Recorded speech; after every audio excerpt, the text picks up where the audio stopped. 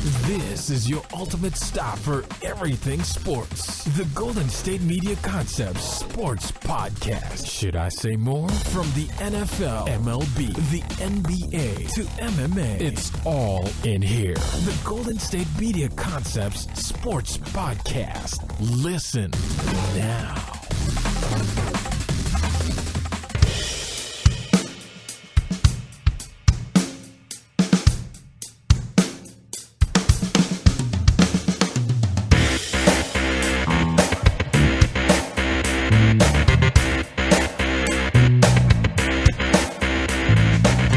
Thank you for listening to the Golden State Media Concepts Sports Podcast, where we discuss all the top news and events in the wide world of sports. As always, I'm Ben. And I'm Alex. We're back here on a Monday, leading you, from Mondays, most people unfortunate start of your work week. Maybe you're off. Alex, I know you're off on Monday, so I know you're happy about that. But yeah.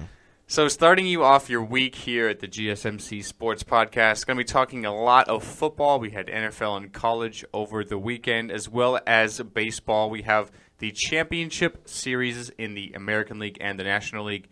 We have game number 3 of the American League series tonight. We'll be talking about that series, as well as previewing that game and recapping the NLCS. We had game 1 and 2 over the weekend. So with that being said, we're going to talk NFL first. Talking NFL Week 6, a lot of really good, compelling storylines and games. Not necessarily anything that really surprised me, except for maybe one game. I know you're probably not very happy about it, Alex. We'll talk about that. Didn't surprise me. Really? Well, Nope. we'll talk about it. So let's go into NFL Week 6 with recapping the scores and the storylines from each game. Okay, so the 49ers played the Buffalo Bills. It was Colin Kaepernick's first start in over a year, roughly. Didn't go great for him. Bills won this one 45-16. A strong performance from LaShawn McCoy, who at one point looked injured, looked pretty bad. I thought he tore his ACL. Yeah, I thought he by was the way, done. he went down. Yeah, and he bounced right back up.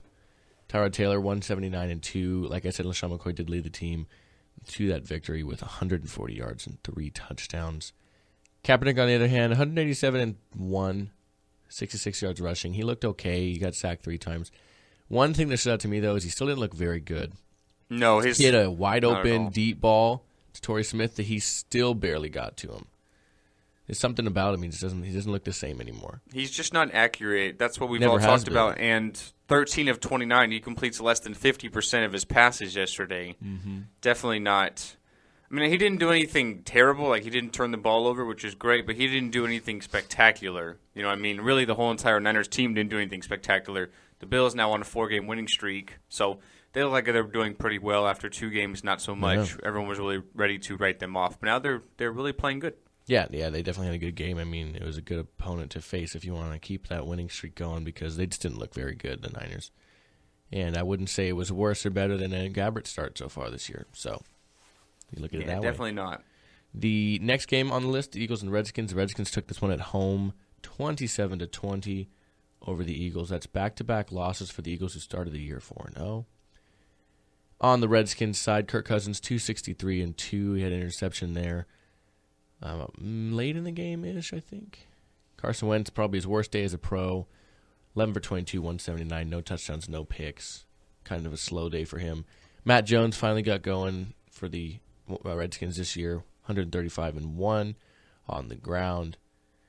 Kind of just a back-and-forth game, not a very exciting game. You know, for Eagles fans, it's frustrating. They had no offensive touchdowns the entire game. So definitely tricky for them, a team that looked, not only good offensively, but defensively especially. Their defense looked okay yesterday, excluding those 2 scores, obviously. Offense was not really anywhere to be found. No, definitely not. I did think the Redskins would win this game. They're playing really well, along with the Bills, a 4-game winning streak now after starting 0-2. It seems like sort of the Wentz wagon, the wheels are kind of falling off there. Carson Wentz the last couple of weeks has really looked like a rookie, and I think the Eagles have really come down to earth. Not too many playmakers there on offense, not much of a running game with Ryan Matthews. Lane Johnson, his suspension is now going to stay, so he's not playing anymore. So that offensive line, which already wasn't very good, lost really their best player on that line in Johnson. So I think it's rough sledding ahead for the Eagles, who are going to be playing Dallas pretty soon. So Yeah, they're looking really, really good. So. Yeah, and their offensive line definitely looked lacking. Moving to the next game, Tennessee Titans win one at home, 28-26 over the Browns. Man, I feel bad for the Browns. They are losing some close games. They are currently now 0-6 on the year. They're losing close ones, and that's probably the most frustrating thing. I mean, you have 336 yards and 2 touchdowns from Cody Kessler, who is your third quarterback in terms of order of which it's gone this year. And you had a great day from him. You know what I mean? Really good. The rushing game was nowhere to be found. Nowhere. 18 yards from Duke Johnson, 16 from Isaiah Crowell. You had a rush from each of when Tyrod, I believe, played quarterback, and Cody, and they both had one rush for 3 yards. And in relation to Tennessee, 284 and 3 from Mariota. DeMarco Murray, 65-1. DeMarco Murray. I said Mariota. DeMarco Murray. DeMarco Mariota. Yeah, 65-1. Marcus Mariota, 7 for 64. KJ Wright, Kendall Wright, led the way with 833-1. Pretty impressive from him. They needed to get him going. I don't know what it was yet. I mean, the defense for sure, obviously, for the Browns, but they just can't win these close games. We talked about it on Thursday, I think. It was either this show or the football show where I said that really separates really good teams from bad teams is when you can figure out how to win those close games. And the Browns aren't good or bad. They're the Browns. It's hard to kind of pinpoint what exactly is going on with them, but they definitely can't win these close games. No, I talked about it on Friday. I felt like if the Browns were going to win a game so far, I felt like this would be their best chance against Tennessee here. Because going into this game, Marcus Mariota had one career home victory, and that was opening day of last year. Yeah, 4 touchdown passes a game. So 1-9 in his career at home going into the game. Now, obviously, 2-9 with the victory. But you know what? I feel like this is kind of surprising, but I feel like they might have a future here with Cody Kessler. He's been really, really good for them. Yeah, He's I like completing Kessler. 65% of his passes. He's got 4 touchdowns, only 1 interception. He's been pretty good. I've been kind of surprised by him. And you've seen a lot of USC quarterbacks, with maybe the exception of Carson Palmer now, early in his career, not so much, but the USC quarterback's just not really doing good, whether it's Matt Leinart, a lot of disappointing ones. Sanchez. But Cody Kessler, John David Booty. Well, I don't even think he was drafted, but No, he went to the Vikings. He had number 4. He was their backup quarterback, and sure enough, that same offseason, they got Brett Favre, and they're like, all right, bye, guy. Get out of here. And he takes your number, by the way. Yeah. But yeah, I feel like they might have a future here with Cody Kessler. I would not be surprised if he's the starter the rest of the season, no matter who is healthy, whether it's McCown, Robert Griffin III. Cody Kessler, they might have a future with him. So. No, I know what you mean. Like you said, Barkley hasn't really shown anything. Leinart for sure. Sanchez, early on in his career, looked good, but has since been regulated to a backup-type career. And then Palmer, had a great start to his career, and then after his injury, and he kind of stayed consistent, and then his last few years in Cincinnati, obviously, and then Oakland was bad, and then he's been revitalized here. With Arizona. But no, I know what you mean. Kessler has looked good, and I liked him coming out. So, yeah, I agree with you. I think McCown is going to be healthy soon, but I personally stay with him. You got to stay with the young guy. You got to see what he has. He's the only guy. You know what you have with McCown. And I would say the same thing with Robert Griffin. Well, he's not playing. I can't trust him. I can't trust him to stay healthy. You just can't. Yeah, I would say he can come. He can come back around the end of next month, I think. But I'd stay with Kessler. Kessler's shown some good stuff. I agree. All right, moving on. The New York Jets defeated the Baltimore Ravens 27-23. New York Giants. I'm sorry, New York Giants. New York Giants. They have tonight's game. The New York Giants defeated the Baltimore Ravens 27-23 behind Eli Manning's 403 yards passing, 3 touchdowns, 2 interceptions, but they were early enough to not sink him like they normally do. They needed a big day from him because their rushing game between 3 running backs totaled 38 yards of a combined long of 6. 2 running backs had 6. Jennings had a 5-yard run. And putting on the afterburners there. Yeah, oh man, he put it into second gear. Of the 403 yards passing, Odell Beckham Jr. was responsible for catching 222 yards of them on 8 receptions with 1 long of 75. I believe that was that slant at the end of the game. Yeah, he had 2 long touchdowns. He had 2 real long ones. Yeah, he was targeted 10 times. He brought in 8. That's a very good ratio. Behind, look at this drop off. So he was a leading receiver with 8 for 222. The next receiver behind him was 6 for 34. Victor Cruz, right? Larry Donnell. Okay. Odell Cruz was Beckham 3 for had 31. He had 211 yards receiving in the second half. So he had 11 yards at halftime. Yeah. And then he picks up 211 in the second half, 2 long touchdowns, and a big win for the Giants. And need to try and keep pace with the NFC East. A really tough division. You know, I mean, the Giants sitting in last place right now with 3 losses. Yeah, you look at Baltimore. Not a bad day from Flacco, 307 yards passing, no interceptions or touchdowns. But their offense played well, 98 yards total as a team. Terrence West had 87 and 2, so you can see that only 11 more yards came from one other person. That would be Dixon there, 2 for 11 with a long of 7. Ooh. Good game, though offensively. I mean, Mike Wallace had 97 yards receiving. He did have a long of 70, though, so not much more, of his other 3 receptions. But he spread the ball around, got it to 7 different receivers. Almost as good as Eli got it to. Oh, my Lord. He got it to 11 almost. So good game for, offensively so far. But, I mean, the Ravens, they've had problems, of course, with their defense more so than their offense lately. Dontari Poe. I saw a article right next to this. No, Terrell Suggs has gone down again. I think, again, tearing a bicep. He is more than likely done for the year. And I have to imagine he's getting close to the end of his career. He's torn either both ACLs or one of them twice. Torn Achilles last year, too. I'm sorry, ACL one. Achilles twice is what I mean. With the bicep, which I think might have happened once already. He's still playing at a high level, but when it comes down to it, if you're getting injured, especially, no offense, at a higher age now, it's got to be close to a curtain call there for Terrell Suggs, I have to imagine. I would imagine as well. Ravens start 3-0. Last 3 games 0-3, so they sit at 3-3. Mm-hmm. I didn't really believe the hype in them at 3-0, and now I guess we can say it's valid at 3-3 now. Defense is tough, and their offense just, in my opinion, lacks playmakers. Terrence West has done well, as you mentioned, last few weeks. Joe Flacco doesn't have many targets. Steve Smith's another year older, although he has been good for them.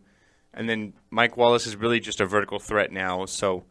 Just not much to really look forward to with the Ravens in my eyes. Yeah, and then, of course, the Giants are also 3-3. Moving on to the Panthers and the Saints game. Now, the Saints had this one pretty handedly. It's 24-0 at halftime. You look at it like, okay, well, they got this. It was 17-31 at the end of the third. And you're like, okay, well, there they go. The Panthers have looked, this is not surprising. They've looked like this all year. Well, they had a furious comeback in the fourth, scoring 21 points. They end up getting close to tying it up, get their extra point. So blocked or missed? I want to say it was blocked. But they had a chance to tie it up, didn't tie it up. Teams, man, they upset. Well, they get another shot at it. They tie it up. Hopefully to go, quote unquote, into overtime. And unfortunately, the Saints go and kick another field goal to win the game, as a matter of fact. Yeah. It's a tough, we saw Cam Newton. We saw how upset he looked. This guy's not a great winner. But, no, he's a great winner. He's just not a good loser. I'm sorry. It was a 2-point conversion attempt, but it was not. It succeeded, but they were still down by 1, I want to say. But yeah, he's not a great loser by any means, and we saw his face. I know it's tough coming back from that deficit to tie it up. You look at it like, oh, you deserve to win, blah blah blah. But that's your defense has been a problem for you all year, and they're kind of the ones that gave that game away. Drew Brees 465 yards and 4 touchdowns. Cam had a good day, 322 and 2. The running game was kind of for the Saints, 51 yards from Ingram, then drops down to 5 for your next rusher. Jonathan Stewart came back from injury first week this week, 85 yards and 2. You had a good day from Greg Olsen, 94 yards. Kelvin Benjamin, 86 yards. Brandon Cooks, 173 yards. Another long catch for him of 87. The offenses were working eventually for the Panthers, but again, no defense in this NFC South, and it shows. I realize hindsight is 20/20, but I think the Panthers really missed Josh Norman because their secondary is just full of kids, and it doesn't matter really who is throwing the ball against them. They are torching them. Yep. Drew Brees throws for nearly 500 yards, and the Panthers just can't stop anybody. Last year, compared to this year, totally different teams. Mm-hmm. And at 1-5, I realize this is a team that was 15-1 last year, but at 1-5, they're done. I don't see any way they can get out of this hole. Mm-mm. I realize the NFC in my eyes is not really as strong as it has been in years past, but I think they're done at 1-5. They just, on defense, they just cannot stop anybody from throwing on them because their secondary is so young and inexperienced. Yeah, I agree with you on that, and especially within the division, too. I mean, the Falcons did end up losing, which we'll get into here in a minute, but they were very much in that game every step of the way. I mean, obviously leading it until the end there. But they're going to be a tough team to beat, as opposed to last year where they had such a great start and then ended up losing. But we look at the Saints, who are now 2-3, 1-2 at home. The Panthers, yes, 1-5, but they are 0-3 on the road, and they're having just a bad go of things. We move on from that game on to the next game, and that's Jaguars defeating the Bears at home for the Bears Soldier Field. It was a pretty middle pack game. It wasn't star power. You still have Brian Hoyer starting there, still playing well. 302 yards passing, no touchdowns or interceptions for the journeyman quarterback Blake Bortles. Middle of the pack kind of day. 271 and 1 for each touchdown and interception. Not really any rushing games to be noted specifically for players. The Bears did have 92 overall. The Jaguars 54. Again, not amazing numbers from anybody. Hearns led the way with 74. One impressive day, though, was receiver Cameron Meredith. Again, he's had a couple good games. Cameron Meredith had 113 yards receiving for the Bears. Another, if you picked up Cameron Meredith on your team, you must be psychic on fantasy team because who? Alshon Jeffrey, 93 yards receiving, but never heard of you, Cameron Meredith. If I wasn't doing this show, I'm sorry. I would not have heard of you. But that being said, the Bears did lose this one. They were leading kind of throughout a lot of the game. They find just another way to lose. They were up 13-0 to go to the fourth quarter and lose 17 to 16. All in the fourth for the Jacksonville Jaguars. So the Bears, they have a lot to do to this team. And they're going to be playing on a short week on the road at Lambeau Field on Thursday. So it's going to be a tough one for the Bears. Definitely. Now, we'll get into the Packers here momentarily. It's not like this is going to be a game like it should be looked at maybe in the last few years. Moving to the Rams and Lions, this was a firework-filled game. This was going down to it every bit until the end of the game. The Lions win this one at home in Ford Field, 31-28 over the visiting Rams. Now, this one, like I said, through the first and the third quarters, each team scored a touchdown. So 7-7-7 for each team through three. So you're looking at 21-21 at the end of the third. Case Keenum played a good game. He had 320 yards passing, 3 touchdowns through the air. He had a touchdown on the ground, which is the first rushing touchdowns the Lions have given up all year, apparently. You look at Matthew Stafford, who had just as good of a day, 270-4 through the air. He had a few rushes, 5 for 14, not to be outdone by Case Keenum. Kenny Britt, again, has revitalized career here in L.A., 136 and 2 on 7 receptions, 8 targets. Very efficient day for him. Golden Tate finally rewarding fantasy owners who've stuck by his side all year, 8 for 165 and 1. Again, very impressive day offensively for both of these teams. The difference being a field goal late in that game for the Lions to win, who now go to 3-3, as well as the Rams, who dropped to 3-3. Not really a boring game, honestly. When you look at it on paper, 28-31, you're like, oh, man. Going into this game, you're like, oh, here we go. We got another Lions, Rams game. Great. Well, it was actually pretty entertaining, to be honest. I enjoyed it. It was a lot of high-scoring matchups, 31-28, something I didn't really expect. Not at all. The Rams, a really struggling offense and a good defense, so you'd imagine to be somewhere maybe 10 points lower on each team. I could maybe say 21-18, something like that. But definitely a really good win for the Lions now. 3-3, sitting pretty good, not too bad. Better than I would have thought. Matthew Stafford's playing really smart this year, not turning the ball over too much. So he's doing quite okay. Yeah, the Rams still keep pace generally in the NFC West. It's at second place there with 3-3. The Seahawks now are 4-1, and we'll get into their victory here in a minute. And then Detroit, I mean, they're keeping pace with the second place there. And Green Bay, who are 3-2, they are 3-3, of course. Moving on to the next game, that is the game that you mentioned might have been a surprise to you. Not to me. The Dolphins win at home over the Steelers, 30-15. Now, what's interesting to me is I had been seeing this kind of reported all week, and I thought about it, and I was like, you know what, it's kind of true.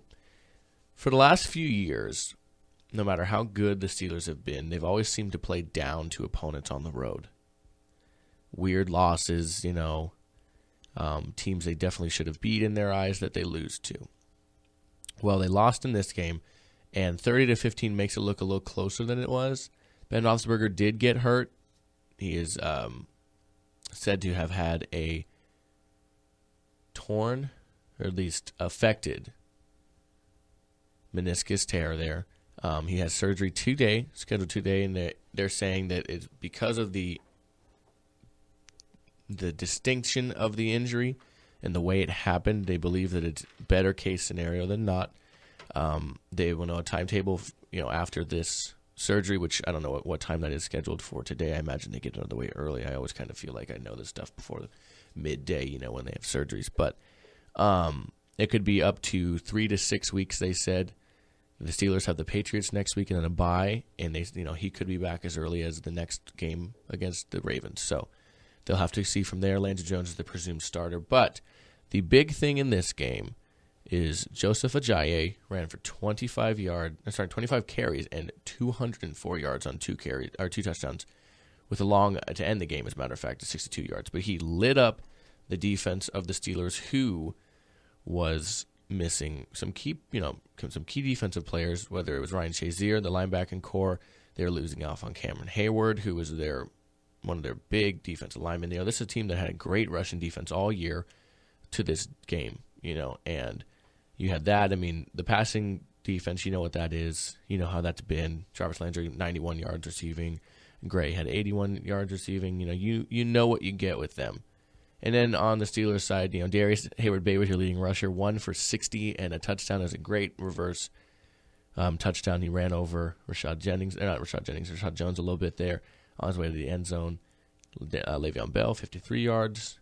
He added 55 on receiving, so another 100-yard plus from scrimmage performance. Antonio Brown suffered for sure when Ben came out, and then Ben came back and wasn't as accurate, putting pressure on that leg. Only had 4 receptions for 39 yards. So definitely going to be interesting how the Steelers move forward from here with the injury to Ben. Another guy who lost something was Lawrence Timmons. Yes, he lost all of his water or Gatorade or whatever, throwing up all over the field. Yep. Big dehydration problem there. Anthony on Friday talked about this game, and he's like, "This is a lock. The Steelers are going to win." And I told him, I think that's his bitter Dolphins fan speaking. I told him, I think the Steelers are going to win, but I feel like this could be a trap game for Pittsburgh because teams that go down to Florida, they have to face the humidity, the heat. Mm-hmm. They're not really used to it. You saw Lawrence Timmons throwing up all over the field. Yeah, there's a few Dolphins that did too. You see this humidity and heat, you have to deal with things like cramps sometimes. It has an effect on you if you're not used to it. And obviously you see that. The Dolphins seem to always win 1 or 2 games every year where maybe they shouldn't, and I think a lot of it has to do with the atmosphere because teams just aren't used to playing in that sort of climate. So I feel like this could be one of those trap games, and now Pittsburgh has to face Tom Brady, who's absolutely on fire. Yesterday throws for almost 400 yards and 3 touchdowns again in a victory without Ben Roethlisberger. And a hurt defense. I mean, definitely tough for Pittsburgh. Yeah, it's going to be a tough one. Steelers dropped to 4-2 on the year. They're still in first place in the AFC North, as every team in the AFC North lost yesterday. And the Dolphins go to 2-4 on the year, who again are going to have an interesting go of things because obviously they are in the division with the Patriots. Moving to the Patriots game, they won 35-17 over the Cincinnati Bengals. Again, you said a great performance from Tom Brady. He did have a very good day. Again, like you said, 376-3. Dalton, not too bad, 254-1. The rushing game wasn't quite specific to anybody. 120 yards as a team, 49 from Bernard, 38 from Jeremy Hill. Dalton had a touchdown run as well, 17 yards for him. Not an amazing rushing day as a team, 79 yards total. Garrett Blount led the way with 50 and a touchdown. Gronkowski, career day, 162 yards receiving and a touchdown. Martellus Bennett, not too bad, 5 for 48. James White had 2 touchdown receptions as well from the running back position there. So pretty impressive what Tom Brady's been doing since he's come back from his suspension, to say the least, I imagine. Definitely, hasn't missed a beat, not at all. And Gronkowski's definitely healthy. You mentioned 162 and a score. He's playing lights out. The guy who's struggling in this offense has been Julian Edelman. Really surprised that only had 30, I think it was 32 yards. 4 for 30. Yeah, so 30 yards yesterday. He's been really struggling. He doesn't even have a touchdown all year. He's the one guy I thought would benefit most from Tom Brady being back, but maybe he's just kind of still getting up to speed, maybe trying to work his way back in. But we'll have to wait and see. They have a big game against Pittsburgh next week, and definitely the Patriots they're rolling right along right now. Yes, sir. Moved to 5-1 on the year, obviously at top of their division, and the Bengals sitting at 2-4. Moving on to the first of the afternoon games, or one of the afternoon games to speak of. The Raiders lose one at home. They are just having a tough go of things. 1-2 at home, 4-2 on the year now. To the visiting Chiefs inside that rivalry in the division there. 26-10 in favor of the Chiefs, who moved to 3-2 on the year. Not an amazing day offensively because of the wet weather conditions. Alex Smith, 224 yards, no touchdowns, no interceptions. Another just efficient day from him. Spencer Ware did add 131 yards on the ground and won. Thought about picking him up on my fantasy team, and something told me, I was like, no, they're going to. I think that in 2 weeks now they're going to start really more so giving the ball to Jamal, and they're not.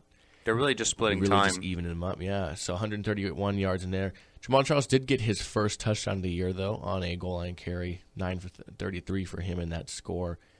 Not really any notable receiving numbers there for the Chiefs. Their leading receiver was Macklin with 49 yards on 3 receptions. He caught all of his targets. Almost everybody caught all their targets, seeing as Alex Smith was 19 for 22. He moved to the Raiders, 225 yards passing and a touchdown and pick each for Derek Carr. Washington led the way for them, 49 yards on the ground for a team total of 65. Not very good. A team long of 8. But Amari Cooper had a pretty good day, 129 yards. No touchdowns for him, though. That was Andre Holmes, who had a nice kind of jump ball kind of touchdown to start the game. I don't really know what you would call that pass. Kind of really like a jump ball over the linebacker, I guess.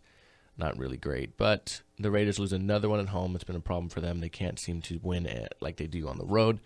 At home, falling to 4-2. Like I said, still right up there in their division. Still ahead of the Chiefs, who just beat them at 3-2 now.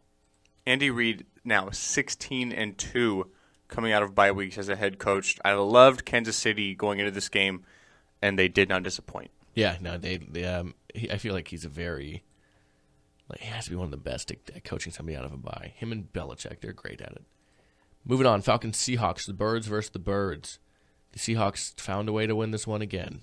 As my brother says, the Seahawks are the most Seahawk team he's ever seen, and he means that by they just find ways to win, whether it's stupid ways or lucky ways. They win this one 26-24. They're 4-1 on the year now, 3-0 at home. They beat the Falcons, who dropped to 4-2 and 3-1 away. They were undefeated on the road. Another pretty solid day for Matt Ryan, 335 yards and 3.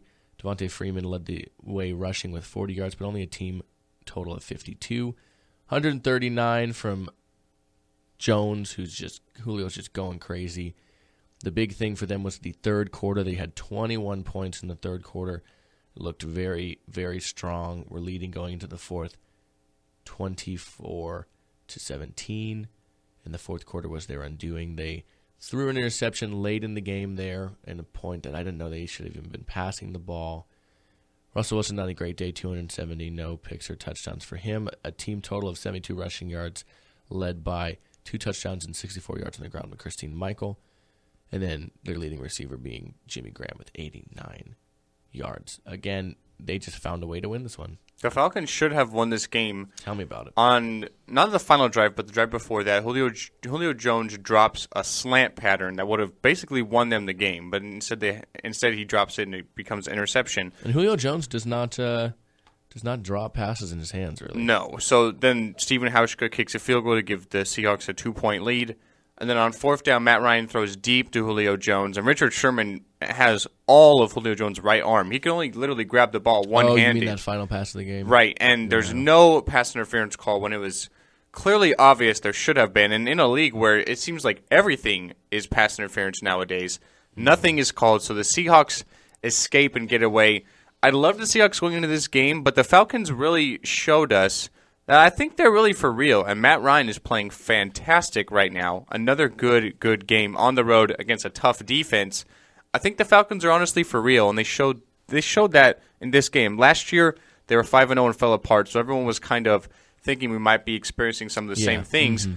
But they showed yesterday that they're a really good team, and I think they're I think they're for real. I don't think this is a fluke. I'm agree with you there. Yeah, we saw that last year, and they actually went into CenturyLink of all places, and they had a very good game. So that we'll have to see where they go from here. They had a very impressive game that they should have won. So it's closing those games out, which really separates you.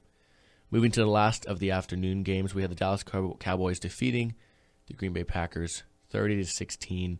The offense of the Packers still just is not. It's not Packer-like. 294 yards from Rodgers, a touchdown, a pick, an ugly pick, albeit just threw it right to him almost. He had a team rushing total of 78 yards, 65 for Eddie Lacy. If you flip over to the Dallas Cowboys, 247 yards passing, 3 touchdowns for Dak Prescott, 157 yards rushing for Ezekiel Elliott. They have to be one of the best running back rookie duos in a long time. I can't really think of many, but very good. Now, one funny storyline I like to think. So Dak playing pretty well through the first 2 quarters. Halftime, Brett Favre was given his Hall of Fame ring. Did a little speech and all that good stuff. Dak introduced himself to him at halftime or whatever it was, and there's a picture of Brett Favre patting him on the shoulder. Couple number 4 is talking. Dak went on to throw his first career interception, and everybody's like, "Oh, it's because you let Favre touch you." Favre, who's thrown the most interceptions, by far of anybody. So I mean, maybe it was Dak's first ever interception. But during this game, ugly pick too. Prescott did set a record for the most consecutive passes before throwing interception to start your career. It was literally the next pass. He took it from who? A guy named Tom Brady, who's won only 4 Super Bowls and might go down as the best quarterback. But then again, look at the rest of the list, and it's some nobodies. So. But still, that's definitely quite a list to be ahead of. Someone like Brady. Yeah. Definitely, and we talked about it last week. We felt like that Prescott needs to be starting whether Tony Romo is healthy or not. And the more and more he plays good, the more and more that this tough decision, whether it be Jerry Jones or Jason Garrett, to make that decision, the better Dak plays every week, the harder that decision is going to get. And I realize they said that it's going to be Tony Romo when he comes back, if it's after that bye week or not.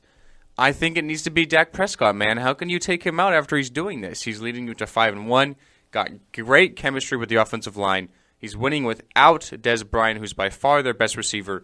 Ezekiel Elliott's running the ball like crazy. The Packers have the best run defense in the league coming into this game, and he goes for over 150 on them. You mentioned the offense of the Packers just still not looking great. Ever since that Week 8 game last year against Denver, the Packers' offense has literally been night and day. It's almost like Denver literally turned off a switch, and they haven't been able to turn it back on since. And you can tell Aaron Rodgers, the fans, the wide receivers, Mike McCarthy, the head coach, are all frustrated. You can tell every time they step back there to throw a ball, to make a pass, they're just not clicking. And on defense, the Packers' top 3 cornerbacks, Sam Shields, Demarius Randall, and Quentin Rollins, are all out. So who do you have on defense? You have a 6th-round pick named Demarius Goodwin, a second-year player out of Baylor. And then you have Ladarius Gunter, an undrafted rookie from Miami who's in his 3rd year in the league, playing against Cole Beasley and the rest of Jason Witten and the rest of these Cowboys receivers, and that just spells recipe for disaster. I mean, I realize there's diamonds in the rough with undrafted guys and 6th-round picks. Look at Tom Brady. But they're not all like that. You know what I mean? So just it's just tough, Yeah, Gunter played 98% of the snaps last night. And that's all well and good, but it's more out of necessity than it is earning that ability, and they've had to go that route. And I don't know if it's the defense kind of setting them up on longer fields or shorter fields or whatever you look at, or the Packers' offensive line not doing much and just not giving much time to Rodgers. Don't know. It's weird. It's a weird situation. But they drop now to 3-2, and then the Cowboys move to 5-1, and they're still undefeated on the road. Yeah, I liked Dallas in this game. I picked them on Friday. I thought they would beat them because the Packers' offense just not doing too well, and they're banged up on defense. So good call. Not surprised. All right, the last game of the night, that was what started as a boring game and ended as kind of a pretty exciting game going into overtime here. It was a Sunday night game between the Texans and the Colts within their division of the AFC South. The Texans win this one 26-23 with a game-winning field goal in overtime to win the game for the home team. The Texans now move to 4-2. They're 4-0 at home. Pretty good start for them. 269 yards passing from Osweiler and 2 touchdowns, late touchdowns, because at halftime they had a total of 3 points. Going to the fourth, they had 9. Not a great recipe for a win there, but 269 yards and 2 for him. Lamar Miller, the real big catalyst for the Houston Texans offense last night, 149 yards and 1 score. You look at the Colts, who had not had a 100-yard rusher, and I forget how many games. You had Frank Gore, who had 100 yards, and then right before overtime, he got tackled for a -2 and dropped back down to 98. Then in overtime, they got a good rush from him. 106 yards is what he ended with. For Andrew Luck, 252, 1-1 for him on touchdown interceptions there. Not a great day for anybody really receiving on either side of the ball. 63 yards leading for the Colts. 85 from C.J. Fedorowicz with one of the touchdowns there to actually tie the game late for Houston. 85 yards and the 1 for him. This was luckily a good finish because it definitely was a boring game. It was an exciting finish to say the least. The Colts were up 23-9 with 3 minutes left. Yes. They're up 14 points with 3 minutes left. Let the game get away. Go to overtime. Lose the game. With the exception of Andrew Luck, I think this is the worst roster in the NFL. I think you have a terrible owner.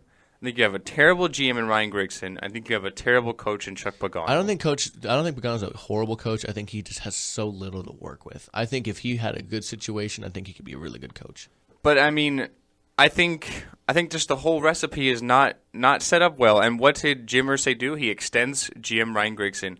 I think Grigson's one of the main problems. He extends head coach Chuck Pagano. So you can't just fire them now because they're going to have to owe them a lot of money. So I think this is, with the exception of Andrew Luck, this is the worst roster in the league. Mm-hmm. They let the game get away. They're sitting at 2-4. They're done. Houston is going to win this division by default, and I don't think they're anything that's fantastic. Brock Osweiler was playing absolutely terrible until those final few drives in the fourth quarter. Mm-hmm. And then he sort of comes to life kind of in garbage time in that second to last drive, and then the Colts trying to stop them, but Houston obviously scores with Fedorowicz, as you mentioned. But they invested a whole lot of money in him, and he's playing terrible. I don't think he's anything to write home about. Mm-hmm. But I think Houston's just the best team, and this is the worst division in football. Seriously. Yeah. I mean, I think they're just the best team by default, and it's going to spell recipe of what we saw last year where they won the division, had a home playoff game, and the Chiefs just absolutely killed them. So I think we're going to see a lot of the same things. But nevertheless, I guess you can say Houston, good to not really give up and come back and get a victory on a primetime stage. I mean, mm-hmm. Lamar Miller played great. That's really the only thing to write home about here. The Colts are just – I wasn't surprised that they gave it away. Like, that's very just true. Something the Colts would do. That's very true. Yeah, their defense has definitely been missing something. Okay, and then tonight we have Arizona taking on visiting New York Jets. Real quick, just get you who you think is going to win this one. Carson Palmer is going to be playing, of course. New York Jets coming off a loss to the Pittsburgh Steelers last week. They're at 1-4. The Arizona Cardinals, again, not playing great at 2-3 there. Who do you have winning this one? I got to take the Cardinals. They played their last game the prior Thursday, so they have a week and a half and an extra day to prepare. Mm-hmm. Carson Palmer's back. A game they absolutely need to win. I can't trust the Jets, man. I can't trust Ryan Fitzpatrick. I'll take Arizona. Yeah, I got to take Arizona for the exact same reasons. I can't trust the Jets. There's nothing about them I can sit there and can pinpoint as a for sure. Like, yeah, got it. Great. It's good. I can't do it. So I'm going to take the Cardinals as well. All right, let's take our first break, come back, and we're going to do some baseball real quick, and then come back after the last break and end it with an update on the AP Top 25 poll. So take our first break and be right back here at the Golden State Media Concepts Sports Podcast. Tired of searching the vast jungle of podcasts? Now listen close and hear this out. There's a podcast network that covers just about everything that you've been searching. Hey! The Golden State Media Concepts Podcast Network is here.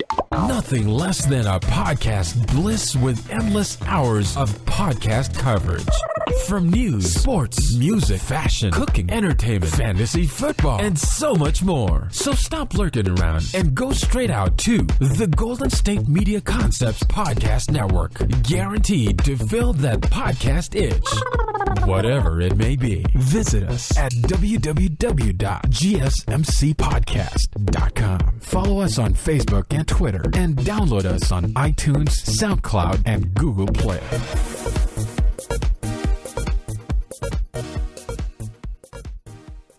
And we're back here at the Golden State Media Concept Sports Podcast. We're going to be looking at baseball now. We have the CSs, the Champion Series, full swing now. We have a game tonight between the Blue Jays and the Indians. The Indians currently lead that series 2-0. The Dodgers took the first game of the series for them last night. Now it sits at 1-1, that series currently, and they're heading to Los Angeles, I believe, for tomorrow's game. So pretty much, let me just real quick, let me get your thoughts so far on the NLCS before we move to the ALCS game tonight. So for the NLCS, the Cubs played pretty well, especially in that eighth inning in Game 1. It was 3-3, and then you have a grand slam by the Cubs in the eighth inning that propels them to an 8-3 victory. And then last night, Clayton Kershaw on, I guess you can say it's 2 days rest because he did pitch on Thursday, although he only threw 7 pitches. Yeah, I don't call that. That's almost a bullpen session, if anything. Exactly. I think it would actually be a bigger thing. So I think he was still full rest. So he came in that deciding Game 5 on the Nationals to get a 7-pitch save to win that series. So I like you said, it's a bullpen session in my eyes. So really, he pitched on 4 days rest, having pitched Game 4 where he went 7 innings, and he went 7 innings last night. Gave up 2 hits, gave up no runs, played absolutely fantastic. Adrian Gonzalez gets the lone run last night on a second inning home run to win that game 1-0 for the Dodgers. And I guess everybody in Chicago is kind of panicking, like, oh my God, like it's 1-1 now. Relax, they're going to be just fine. They're not playing Clayton Kershaw every single game. Game 3 matchup is Jake Arrieta, who's your reigning Cy Young Award winner, against Rich Hill, a guy who the Dodgers brought in at the trade deadline, who pitched well in the regular season. But his last start against the Nationals only went 3 innings. So you're going to be okay, Chicago. You're not hitting very well, but just relax. You're not going to be playing Clayton Kershaw every game out. So they're sitting at 1-1. I realize the Dodgers now have the home field advantage, if you want to call it that. But I see Chicago still winning in 5 or 6 games. I really do. They're the best team all year long, best starting pitching. They have a really good offense, best bullpen. They'll be fine. And then as far as the Indians go, they're up now. Oh, wait, go ahead. I'm not asking about the Indians yet. Okay, fine. Okay. Not My yet. bad. Not yet. Sorry. So then I take it that the Cubs are still your favorite in the Absolutely. ALCS. They're my favorite in baseball in general. I think they'll still be fine. Okay. Now, moving to the ALCS, you have ALCS Game 3 tonight. Like you said, the Indians are 2-0 up on the Blue Jays, who go home for their first game tonight. Marcus Stroman starting for them. He had 6 innings pitched and 2 earned runs and 6 strikeouts in his wildcard game against the Orioles. For the regular season, he was 4.37 ERA, 32 starts in the regular season. So not bad for them. They have Trevor Bauer, who was set to start the second game of the series, but had a drone incident. He cut his finger pretty badly on the top of it there. He does, he's good to go. He made a little joke about it in the press conference. It was more so not serious. If they absolutely needed him to, he probably could have gone. But they said, hey, why not? They can flip-flop these guys. They're not really losing any, ability there. They think they're both very solid pitchers. Trevor Bauer, so far in his ALDS game against Boston, went 4 2/3. He had 3 earned runs, 6 Ks, not bad. I mean, they won that game eventually. So, he was a catalyst for that throughout the regular season. 4.26 ERA in 35 appearances. He had 28 starts over the year. So, like I said, the Indians go into this one 2 games up on the Blue Jays, but the Blue Jays go home, and that's somewhere they seem to play differently in the playoffs at times. So, what do you think going into this game, and what have you thought so far with this series for the Indians and the Blue Jays? Well, I picked Toronto in this series because I thought their offense would really propel them as they did in their first series against Texas. But it's been the Cleveland Indian pitching that has shut them down. They win the first game 2-0, second game 2-1. Francisco Lindor has probably been the star of the ALCS so far. He hit the 2-run home run in Game 1. He also had an RBI single in their last game. So he's been kind of the star for Cleveland. Game 3 now, I think Marcus Stroman for Toronto is probably a better pitching matchup than Trevor Bauer. I give him the advantage. Toronto's also at home. And really a must-win. They can't afford to go down to 3-0. So I think I'll give Toronto the edge tonight. I did pick them in this series, but I think Cleveland is probably playing a lot better right now. So I guess I think the Indians are probably the favorite to go on to the World Series. But, I mean, they always say that the series doesn't start until a home team loses. Yeah. So that hasn't happened yet, so we'll have to wait and see what happens. It's very true. And now we look at two. They have all four of these teams. One interesting thing I heard, I want to say it was on Friday, maybe Saturday. No, Friday. Yeah, Friday, I guess. So the most recent win of a team in a World Series, I think, was the Blue Jays in '93. After that, you have the Dodgers in '88. The Indians haven't won one since the '40s. And then obviously 1908 for the Cubs. So you're going to have somebody who hasn't won in a while, at least, win this one. And imagine if it ends up being the Cubs and the Indians. You have collectively a team that hasn't won for almost 70 years, and then obviously over getting close to 108 plus years. So that would be quite the draw to kind of casual, more casual, not non diehard baseball fans. Think about this, okay? The city of Cleveland as a whole. The Cavaliers win the last 3 games of the NBA Finals to win the championship. Okay? The Indians are now 5-0 in the postseason. The city of Cleveland has won 8 consecutive postseason games. Mm-hmm. Yeah, they're playing pretty lights out postseason-wise. Now, if only they can get the Browns on track.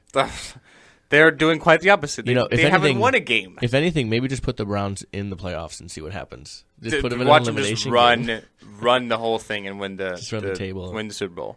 That would be like one of the best. Okay, they're 0-6. Watch them finish 10-0, right? 10-6, and get in the Super Bowl and win it. It'd be like one of the best sports city. The city of Cleveland for the MVP, right? Just the whole entire city. I think the last time that happened for a couple major sports, I think Pittsburgh and the Penguins, the Steelers and the Penguins, won their collective championships around the same time. I think one year. I think the Red Sox and the Bruins might have. It's happened a few times. I know that, but I don't know how many times, to say the least. We'll have to see. Tonight, again, Game 3 of the ALCS. That's going to be Stroman versus Bauer. It's tonight. It's on TBS if y'all have it. 5 p.m. Pacific Standard Time. If you are a East Coast fan of either of these teams, unfortunately, that game starts at 8. So start the game in your pajamas because you might fall asleep there. All right, let's take our last break. We're going to come back and we'll just do a quick AP Top 25 recap after a pretty interesting week in college football. And we will get out of here. So just give us 1 minute here, and we'll take our last break at the Golden State Media Concepts Sports Podcast. Do you want to be healthier, yet you just don't know what to do? All these shows telling you this and that, but nothing seems to work. Well, listen close. Golden State Media Concepts has got something great for you. The Health and Wellness Podcast dedicated to workout trends, healthy eating habits, diet, and everything about healthy living. Join us in our banters as we help you not just live life to the fullest, but live it to the healthiest.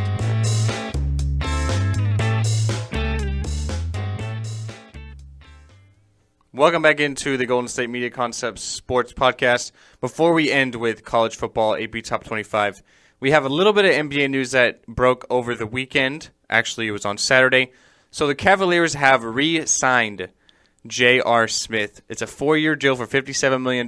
Now that he has some guaranteed money on his plate, Alex. Maybe he can finally buy some shirts. Can he afford a T-shirt? Is it in his clause, maybe? Because he sure could not find one after they won the finals last year. Yeah, he spent almost, I think, 2 weeks without a shirt on.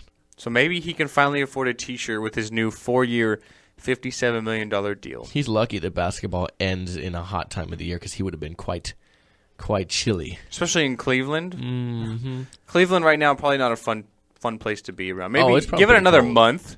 Super, super cold. Okay, but let's move on, as you mentioned, to the AP Top 25 poll in college football. Not too many big upsets this week. I guess the biggest one you could say is Mississippi losing to Arkansas. That was a 22-12 matchup. Hey, Clemson had a close one there. Definitely a close one. They had to come from behind, and then they had to win a close one against NC State. Definitely a pretty good team. So I mean, Houston came back and they did beat Tulsa 38-31. So, I figured they would really blow them out after their game last week. But a little upset they got to come back and get it. Definitely a lot of close games. So Alabama wins. They beat Tennessee pretty convincingly. Tennessee kind of falling from grace now after their I wouldn't say necessarily up and down season, but up and down start. Yes. Seems like they just fall from behind and then came back. And then the same thing happened against Alabama, but they just could not come back. So Alabama stays number 1. Ohio State, a good win on the road in Madison. In overtime, as a matter of fact, over Wisconsin, who was ranked 8th, 30-23. Wisconsin are legit. They're for real. I think they're probably the third. Great ball. I think they're probably the third best team in the Big Ten. Nebraska's ranked 8th. They're undefeated right now. Wisconsin falls to 10 with the 2 losses to Michigan and Ohio State. But I think they're much better than Nebraska. Their defense is so good, Wisconsin. And as it sits still, I mean, you have Ohio State, who's 2, and then Michigan 3. This will be one of the highest combined seedings for these teams since they faced off against each other. I think it was 2006 when they were 1 and 2. But one of these teams has to lose, and you're putting somebody in the position to jump up in there. So, but you're right, definitely some great teams in the Big Ten this year. Yeah, the biggest mover up here in the top 25 poll this week is West Virginia. So they jumped to number 12 from number 20. They are still undefeated there in the Big 12. Yeah. They're playing really well at 5-0. They jump ahead of Oklahoma, who are ranked 16th at 4-2. Baylor's number 9. They're ranked number 9th, as I said. They jump up 2 spots. They're 6-0 in the Big 12 as well. So the Big 12 kind of looked at as one of those disappointing conferences, but they still have a lot of good teams in the top 25. 3 of them to be exact. Yeah, how about Western Michigan moving up from 24 to 20? This Mid-American team is really making some noise in the polls. And then how about Ole Miss dropping from 12 to 23? They are currently just on a free fall. LSU works their way back into the 25 this week at 25. And then to finish off the top 10, it's pretty similar as it has been. 1 through 7 is the same. Of course, you mentioned Ohio State and Michigan, Clemson, Washington, Texas A&M, Louisville through the 1 through 7. Nebraska moved, like you said, to 8. Baylor up from 11 to 9, and Wisconsin sitting tight at 10, dropping from 8. Houston, like you said, 1. They moved up 2 spots from 13 to 11. You mentioned West Virginia. Florida State's pretty much right there, same as last week. Moved up 1 spot. Same with Boise State. Florida up 3 from 18 to 15. So not much moving and dancing this week in the polls. Next week, we'll see if anything. You have some more teams sneaking in. Washington State currently is on a 3-game winning streak against Pac-12 opponents, starting with Oregon, then Stanford, then most recently beating UCLA. So they're moving on up through the national kind of spotlight in that sense. See if they can sneak in, see if somebody falls out of the top of the lineup there. They have a game against Washington later this year. That's going to be a tough game for them. Washington looks like one of the best teams in college football, let alone the Pac-12. And then we'll see if LSU can hold on to that spot. If another Mountain West team can sneak back in there. We had San Diego State for a while. They fell out. We only have Boise State now, sitting at 14. So can these divisions get more teams within the countdown? You have 2 American teams within Navy and Houston. So what's going to happen? It's going to be interesting as it gets down to the nitty-gritty. We'll have to wait and see. Yeah, LSU will play Mississippi next week, obviously a top 25 matchup. And then the big game of the week next week is Alabama going to be hosting 6th-ranked Texas A&M. Mm-hmm. So we will have one of those 2 SEC schools dropping the first game of the season. Yeah, that's going to be an interesting game for sure. And, of course, we will have all of that for you in terms of recaps and previews and everything you can imagine here at the Golden State Media Concept Sports Podcast. But until then, we got to go. Unfortunately, yes. Ben won't be back tomorrow. Tomorrow's my day alone, but I'll be here. As always, I'm devoted.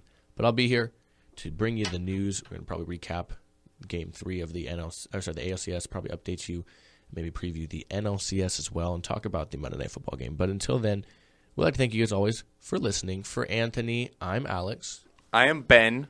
I'll see you tomorrow. I'll see you Wednesday. And you guys stay classy out there. You've been listening to the Golden State Media Concepts Sports Podcast, part of the Golden State Media Concepts Podcast Network. You can find this show and others like it at www.gsmcpodcast.com. Download our podcast on iTunes, Stitcher, SoundCloud, and Google Play. Just type in GSMC to find all the shows from the Golden State Media Concepts Podcast Network, from movies to music, from sports to entertainment, and even weird news. You can also follow us on Twitter and on Facebook. Thank you, and we hope you have enjoyed today's program.